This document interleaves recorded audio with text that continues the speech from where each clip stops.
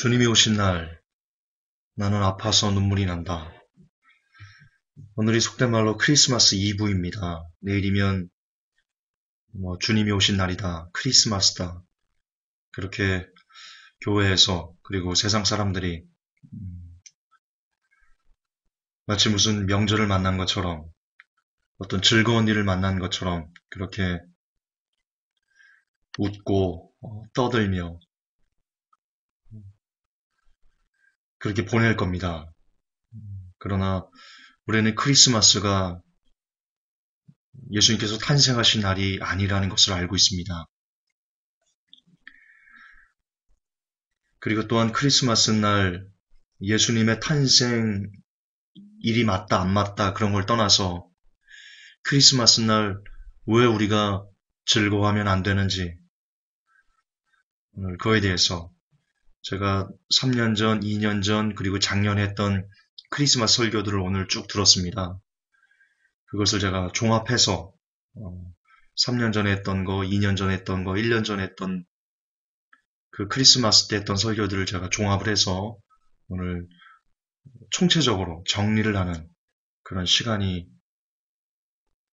됐으면 좋겠습니다. 들으면서 저는 마음이 아팠습니다. 그래서 설교 제목을 주님이 오신 날 나는 아파서 눈물이 난다 라고 달았는데요. 왜 제가 마음이 아팠는지 여러분과 공감하고 싶습니다. 먼저 크리스마스가 예수님께서 탄생하신 날이 아니다라는 것부터 정리를 하면서 시작을 하겠습니다. 여러분, 크리스마스는 예수님의 탄생일이 아닙니다. 이건 성경만 보면 누구나 알 수 있습니다. 예수님께서 탄생하시고 가장 먼저 예수님의 탄생을 누가 맞닥뜨렸습니까?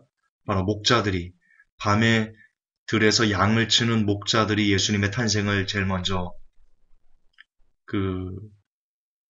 알게 되는, 여러분 목자들 이스라엘 중동 지역 여러분 아시죠? 겨울에 밤에 되면 사람이 들에 있을 수 없습니다. 너무 추워서요.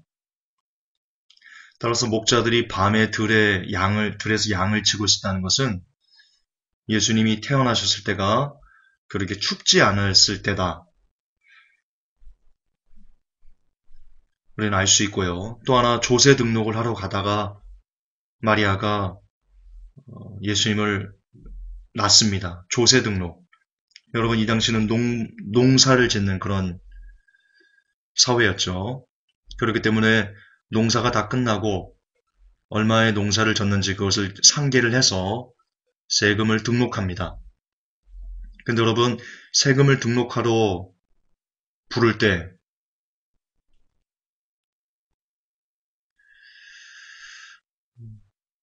한겨울에 세금을 등록하라고 공문을 보내고 한겨울에 세금을 등록하도록 많은 사람들이 오게 하는, 여러분 그런 나라는 없습니다. 아무리 그 나라가 정말 개처방 같은 나라라고 할지라도 국민들에게 한겨울에 세금 등록하러 오라고 그렇게 얘기할 리 만무합니다. 근데 지금 마리아는 조세를 등록하러 가는 길에 수많은 사람들이 조세를 등록하러 세금을 등록하러 이렇게 왔기 때문에 있을 곳이 없을 정도로 많은 사람들이 그렇게 등록을 하러 갔습니다. 따라서 절대로 예수님께서 태어나실 때는요 한겨울일 수 없다. 우리는 성경을 통해서 너무나 확실히 알고 있는 거고요. 이거를 읽으면서도 크리스마스를 12월 25일을 크리스마스라고 지키는 교회가 솔직히 이상한 거죠. 물론 우리도 어렸을 때 무비판적으로 그날이 예수님의 탄생일이다 라고 했더니 그냥 그렇게 쫓아가서 지낸 면이 없지 않은데요. 그러나 이제 안다면 지켜서는 안 될 겁니다. 그럼 크리스마스는 언제부터 시작된 예수님의 탄생 기념일이냐? 바로 로마 카톨릭이 생기고 나서부터 12월 25일을 예수님의 탄생일로 기념하기 시작했습니다. 로마 카톨릭이 만들어지기 전까지 초대교회 성도들, 300년을 넘는 그 초대교회 성도들은요, 한 번도 12월 25일을 크리스마스로 예수님의 탄생일로 지킨 적이 없습니다. 그리고 제가 이따가 크리스마스가 무슨 뜻인지 여러분들에게 또 말씀을 좀 드릴 건데요. 바로 나오네요. 바로 나오네요. 잠깐만요.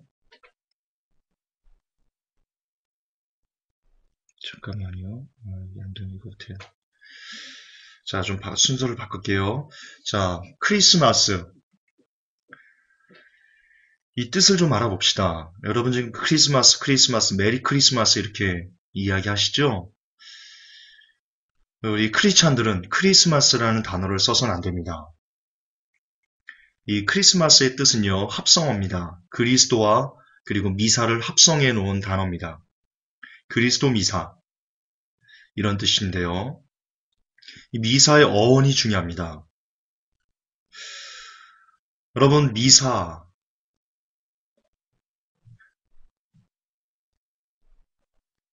중세시대 때 6,800만 명을 학살했던 로마 가톨릭이 크리스찬들을 6,800만 명을 학살했지 않습니까? 그렇게 크리스찬들을 죽여버리는 그 대학살, 무려 6,800만을 죽이는 그 대학살에 바로 미사가 원인이었다는 것, 아주 큰 원인이었다는 것 알고 계십니까? 미사란 이런 겁니다.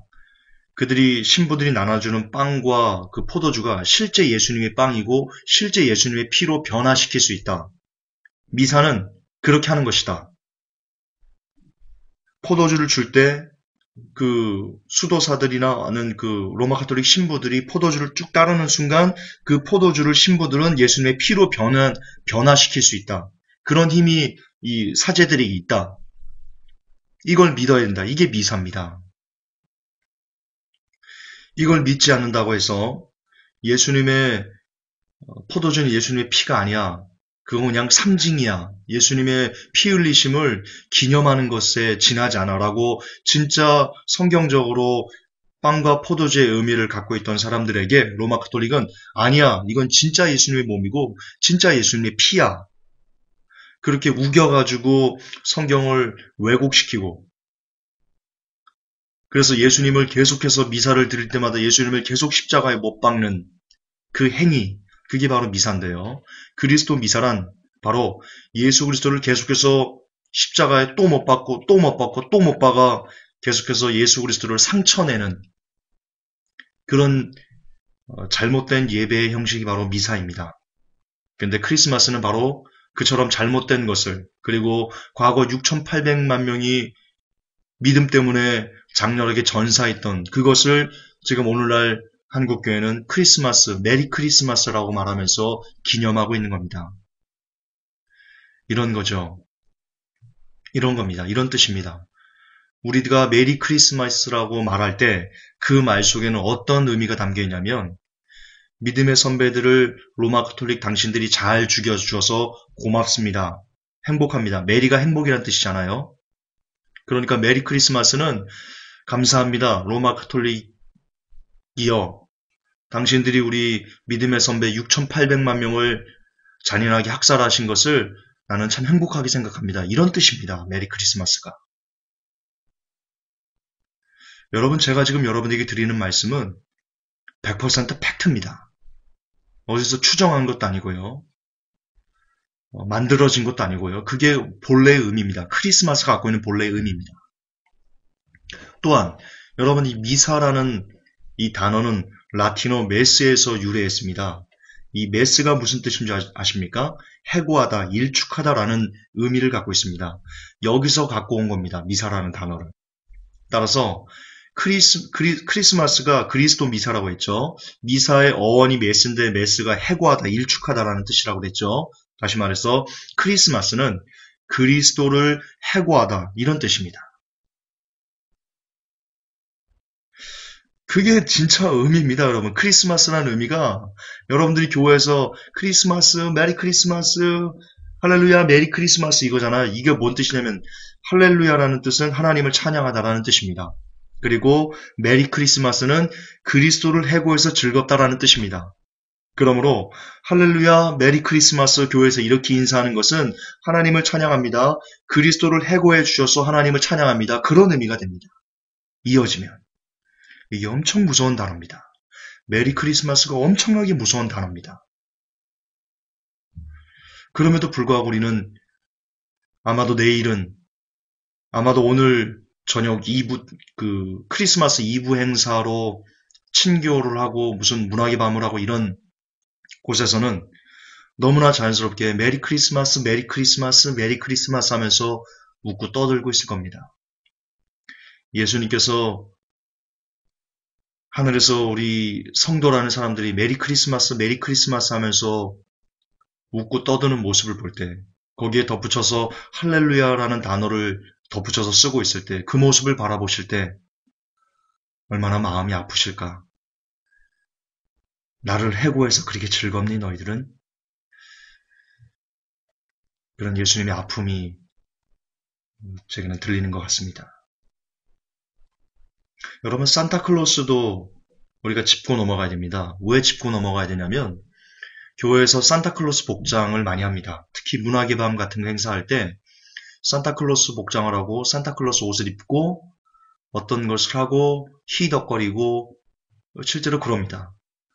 어떤 목사님은요, 어느 교회인지는 얘기하지 않겠습니다. 어떤 목사님은요, 이 크리스마스 날 예배 때 설교를 할 때요, 산타클로스 복장을 하고 설교를 하는 목사님을 제가 본 적도 있습니다.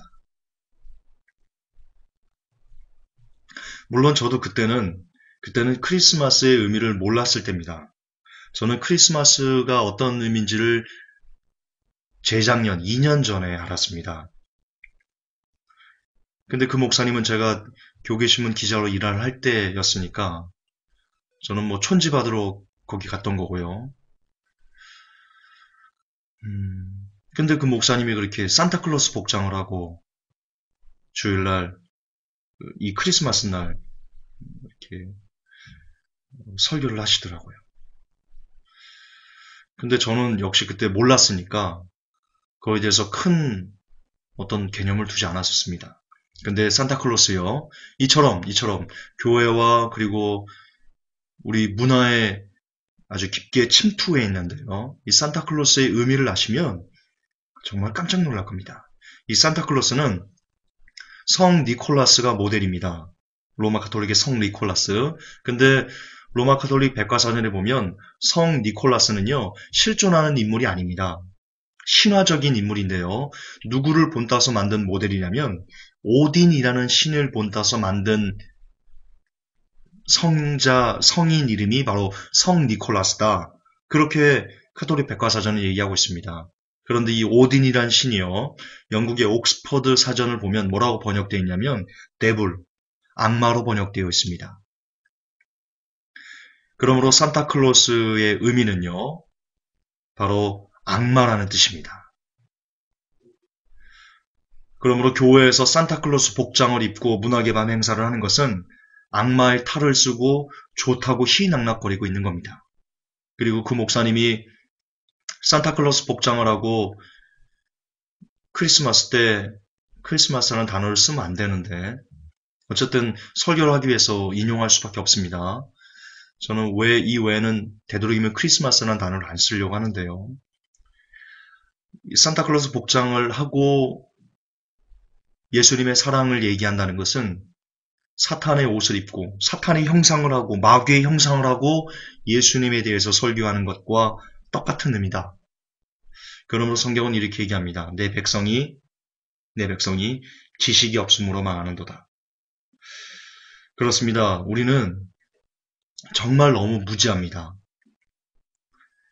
이런 내용들은 솔직히 크리스마스라는 단어를 지금 당장 네이버 검색창 여러분이 치고 넣어보십시오. 그러면 산타클로스가 태양신을 숭배하던, 이 크리스마스가 태양신을 숭배하던 그 풍습에서 유래됐다라는 것이 두산동화백과사전이라고 해가지고요, 바로 나타납니다.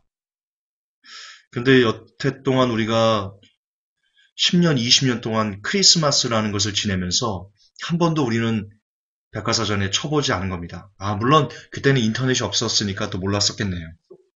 인터넷의 발달과 함께 그동안 감춰졌던 비진리가 이제 드러나는 거겠죠. 어쨌든 일부를 정리를 하면 크리스마스는 예수님의 탄생일이 아닙니다. 그리고 크리스마스라는 의미는 그리스도를 해고하다라는 뜻으로 크리스찬들이 써서는 안 되는 단어다. 입에 담아서는 안 되는 단어다. 또한 산타클로스도 여러분 주위에서 물리쳐야만 한다. 산타클로스라는 뜻은 악마라는 뜻이기 때문이다. 여기까지가 1부입니다. 1부. 이제 2부를 들어갈 건데요. 그럼에도 불구하고 한국교회는요, 이 크리스마스를 즐기는 문화가 굉장히 팽배해 있습니다. 칸타타 많이 합니다. 그리고 문학의 밤 많이 합니다. 저도 문학의 밤 때 크리스마스 이브 때 문학의 밤을 통해 가지고 그 연극 준비하고 그런 일들을 했었습니다.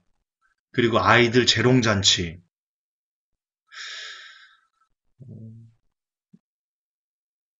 그리고 선물 교환하는 거. 문학의 밤 행사 끝나면 친교하죠. 여자 남자 3, 4, 5를 모여가지고 곰발바닥 나라, 새발바닥 나라 이런 거 하죠. 그리고 교회마다 굉장히 화려한 어떤 문화적인 행사를 한국교회는 지속하고 있습니다. 수십 년 동안 지속하고 있습니다. 이처럼 크리스마스라는 문화가, 크리스마스 행해지는 문화가 기독교적인 형식을 빌려서 오늘 한국교회에 정착되어 있습니다. 그래서 크리스마스 하면 이꼬로 아주 기쁘고 행복하고 즐거운 이런 크리스마스는 행복해, 크리스마스는 해피해 이런 문화가 정착이 됐습니다. 그리고 이들의 한국교회가 즐거워하는 이유는요, 예수님의 탄생 때문입니다. 예수님이 태어나셨다는 겁니다. 자, 여기서 저는 아픔을 느낍니다. 여기서 저는 참 슬픕니다. 예수님이 탄생하셨기 때문에 예수님 탄생을 기념하기 위해서 즐거워한다. 예수님의 생일을 기념하기 위해서 행복해한다. 여러분, 예수님의 탄생은요, 인간의 생일과는 다릅니다. 인간의 생일은요, 탄생했을 때 생일잔치 가능합니다. 예, 가능합니다. 그러나 예수님의 탄생을 위해서 예수님의 생일잔치를 해준다는 명목하에 즐기는 것은 이거는 가능하지 않습니다. 왜냐하면 예수님의 탄생은 인간의 탄생과 본질적으로 다른 목적과 의미를 가지고 있기 때문입니다. 예수님의 탄생은요, 탄생 그 자체의 목적이 바로 우리를 위해서 제물이 되시기 위함이십니다. 따라서 한국교회가 예수님의 탄생 때문에 즐거워한다는 것은요, 무엇과 같으냐면 예수님이 우리를 위해서 피 흘려 죽으시기 때문에 행복해합니다 라는 것과 동의어입니다. 예수님께서 태어난 이유 그리고 목적 너무나 뚜렷하게 나와 있습니다.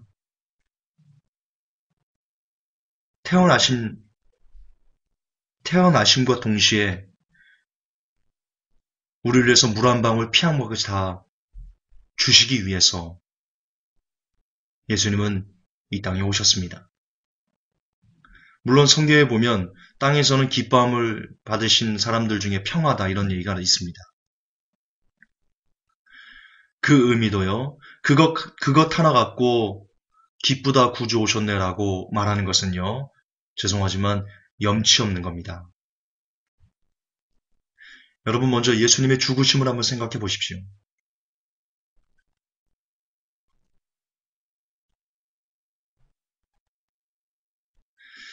저는 패션 오브 크라이스트를 별로 보고 참 많은 큰 은혜를 마음에 처음 그 찢김에 대한 어떤 감동이 있었는데요. 물론 일루미나티가 예수님을 형편없는 모습으로 만들기 위해서 그리고 마리아를 높이기 위해서 만들어진 영화가 패션 오브 크라이스트입니다. 그러나 거기에서 묘사된 예수님의 고통만큼은 그 어떤 영화보다도 그 어떤 예수님 영화보다도 잘 생생하게 기록을 했는데요. 저는 오늘 개인적으로 여러분들이 그 패션 오브 크라이스트를 보셨으면 좋겠습니다. 그리고 예수님의 죽으심에 대해서 다시 한번 여러분이 생각해 보셨으면 좋겠습니다. 아무런 죄가 없으신 예수님께서 채찍을 맞으면 살점이 뚝뚝 떨어져 나가는 로마 병사들이 썼던 채찍은 오늘날 우리가 생각하는 그냥 피부에 줄이 쭉쭉 가지는 그런 채찍이 아닙니다. 거기에는 뼈가 붙어서요. 살에 박힌 것을 힘차게 잡아 빼면 살점이 떨어져 나가는 예수님은 머리부터 거의 발끝까지 그렇게 로마 병사가 살점을 뚝뚝 떼어내는 그 회초리에 그 채찍에 오죽했으면 물과 피가 다 쏟아져 나오는 여러분 의학적으로 사람을 찔렀을 때 피가 안 나오고 물이 나왔다는 뜻은요. 그게 이미 채찍을 통해서 온 몸에 피를 다 쏟은 이유 때문이랍니다. 예수님은 십자가에 달리시기 전에요. 이미 로마 병사의 채찍으로 인해서 온몸의 모든 피를 다 쏟아놓은 상태에서 예수님은 십자가를 지고 골고다를 걸으신 겁니다. 여러분 피가 빠지면 어떻게 됩니까? 헌혈해 보셨습니까? 저는 주사 바늘이 무서워서 헌혈을 잘 안 하는데 가끔 합니다. 근데 피를 뽑으면요. 그거 조금 뽑는데도요. 뽑고 나면 초코파이를 줍니다. 왜? 기운 내라고. 피 생성하라고. 그리고 실질적으로 피를 뽑은 날은요. 무리하지 말라고 합니다. 그거 조금 뽑고도.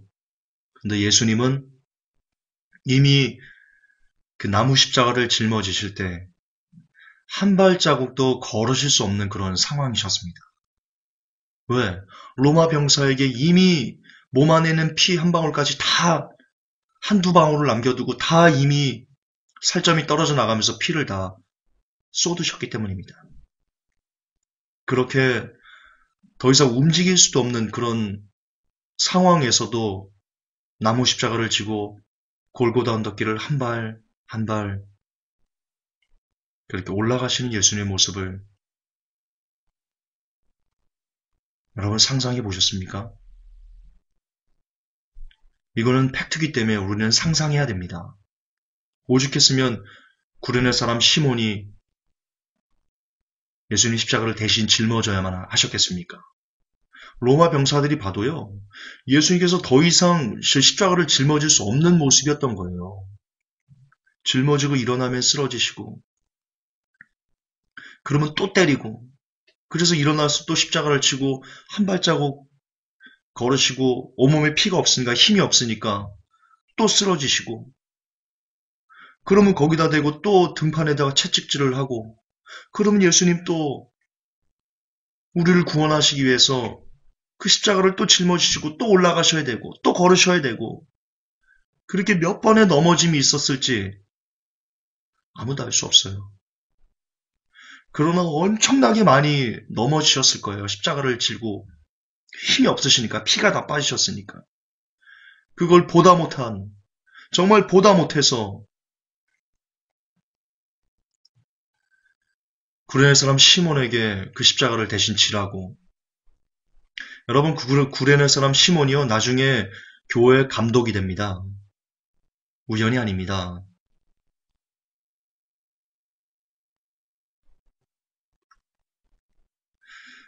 어쨌든 그렇게 해서 그 십자가상에서 예수님은 벌거벗겨진 상태로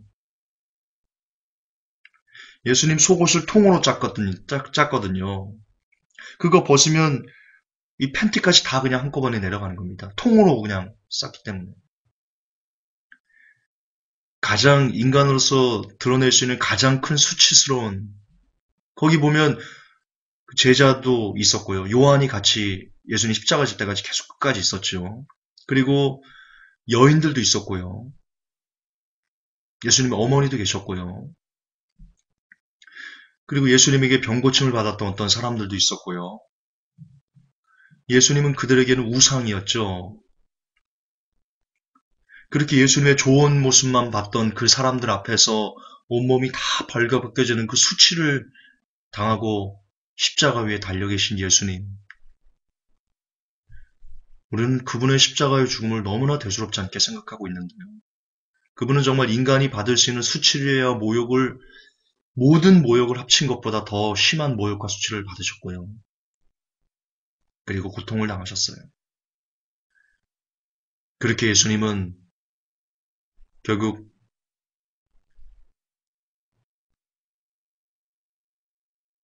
라마 사박단인가요? 하나님 하나님 어찌하여 나를 버리시나이까? 하나님과도 단절되면서 죄 때문에 그렇게 운명하셨는데요. 문제는 그 죄가 누구 거냐는 거예요. 여러분, 그 죄가 누구 거냐는 거예요. 예수님 거예요? 예수님의 죄예요? 아니요, 그 죄는 바로 나의 죄예요. 그리고 여러분의 죄예요. 그분은 아무런 죄가 없어요. 근데 나를 살리기 위해서 내가 짓는 그 죄악들, 내가 짓는 그 차마 입에 담기에도 부끄러운 생각하는 것, 생각을 떠올리는 것조차 부끄러운 나의 죄, 그 죄를 예수님이 대신 짊어지시고 희생제물이 되셔서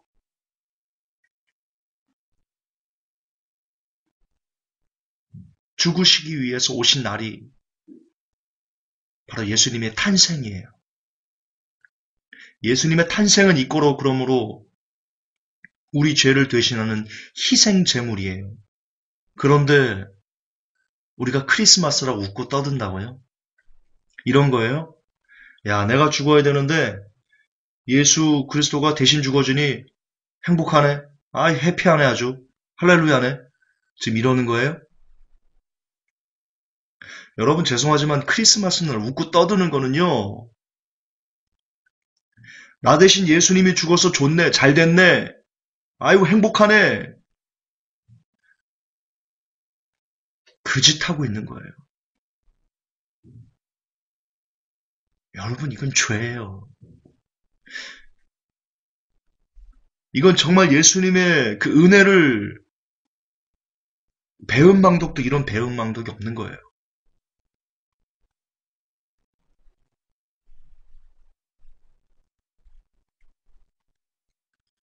예수님의 탄생은 절대로 웃고 떠들 수 없어요.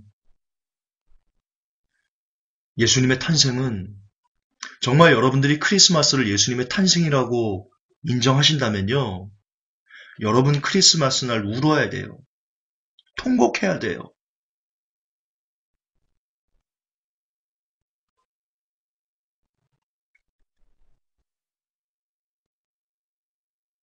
왠 줄 아세요?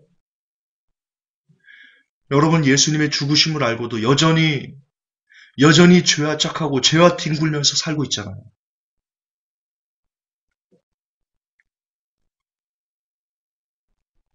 조금도 다른 사람을 이해하려 하지 않고 섬기려 하지 않고 우리가 그렇게 살잖아요. 너무나 자기중심적으로 살잖아요. 그럼 크리스마스 날 정말 크리스마스가 예수님의 탄생이라고 믿는 크리스찬이 있다면 자기가 변화되지 않는 모습 때문에 너무나 하나님 사랑, 이웃 사랑을 해내지 못하는 자기의 그 죄 때문에 정말 미친 듯이 울어야 되는 날이 크리스마스 아닐까요?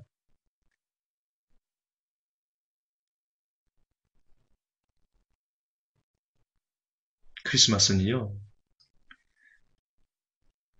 예수님의 희생을 기리는 날이에요. 예수님의 탄생이 아니고요, 예수님의 희생을 그리는 날이에요.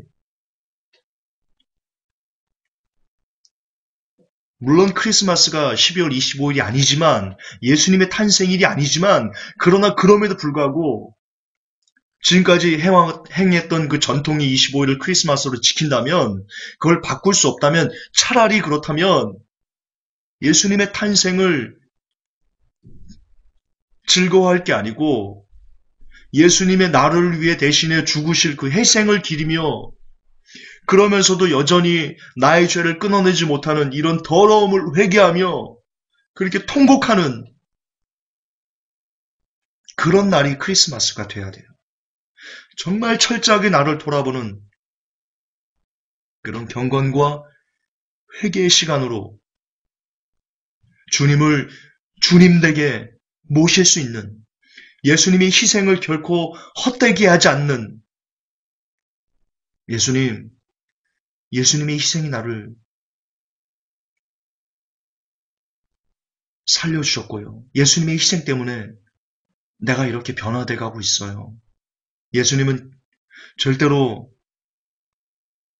예수님의 죽음은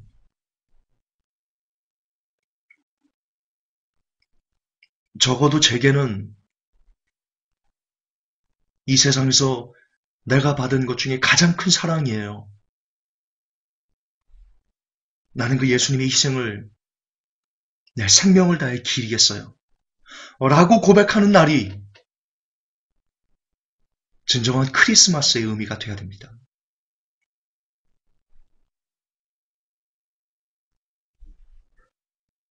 거듭 반복합니다. 크리스마스라는 단어를 교회는 쓰셔는 안 됩니다. 크리스마스는 그리스도를 해고하다라는 뜻이니까 교회에서 쓰면 안 됩니다. 그럼에도 불구하고 교회가 그동안 수십 년 동안 이어왔던 이 전통을 깰 수 없어서 그냥 지켜야 되는 상황에 처할 수밖에 없다면 저는 1차적으로 무조건 크리스마스를 교회에서 하지 않는 걸 원하지만 그럼에도 불구하고 해야만 한다면 그렇다면 그 정신에 맞게 진실로 예수님의 희생을 기리고 또 기리고 나의 못난 모습들을 회개되지 못한 더러운 습성들을 회개하고 깎고 돌이켜 그래서 결단코 예수님께서 우리를 향해 죽으신 그 희생을 헛되게 하지 않는 날로 보내는 그런 날이 예수님의 탄생일이 되어야 할 것입니다. 회복교 성도 여러분, 오늘을 즐기지 마십시오. 밖에 나가면 크리스마스 이브라고 곳곳에 캐롤송이 들리고 교회마다 휘황찬란한 장식들이 네온 사인이 반짝반짝거리고 있을 겁니다. 명동이나 강남 같은 데를 나가면 남녀가 서로 짝을 이루어 세상에서 그렇게 행복할 수 없는 모습들로 웃고 떠들며 그렇게 크리스마스, 그리스도를 해고한 날을 즐기고 있을 것입니다. 여러분은 그 모습을 보며 거기에 동화되지 마시고 그 사람들을 위해 울어주시고 여러분의 죄를 위해서 울으시고 예수님의 희생, 그 고귀한 희생을 기리며 거룩하고 경건과 회개가 어우러진 그런 날로 오늘과 내일을 보내시기를 예수님의 이름으로 부탁합니다. 하나님, 너무나 오랫동안 잘못된 전통으로 크리스마스가 그리스도를 해고하다라는 뜻인지도 모른 채 지금도 교회에서는 메리 크리스마스, 메리 크리스마스, 그리스도를 해고해서 즐겁다. 그리스도를 일축해서 즐겁다. 그렇게 내 백성이 무지함으로 하나님께 하나님 마음을 아프게 하고 있습니다. 마지막 때가 되어서 이런 진실들이 감추어지지 않고 드러나게 하신 하나님을 찬양합니다. 하나님, 먼저 저부터 아직도 해결되지 않은 죄악들을 끌어안고 울고 통곡하는 오늘과 내일로 보내겠습니다. 부디 저의 얼굴을 즐겁게 하지 아니하게 하옵시고 조복을 입고 머리에 티끌을 날리며 자신의 죄를 돌아보고자 했던 이스라엘 백성들처럼 저 역시 하나님 앞에 겸비함으로 오늘과 내일을 경건과 거룩을 쫓아 행하는 그런 사람이 되기를 소망합니다. 우리 회복계 성도들도 그렇게 경건하게 보낼 수 있는 그런 진짜 예수님의 탄생을 기릴 줄 아는 크리스찬들로 우리를 만들어 주옵소서. 예수님의 이름으로 기도하옵나이다. 아멘.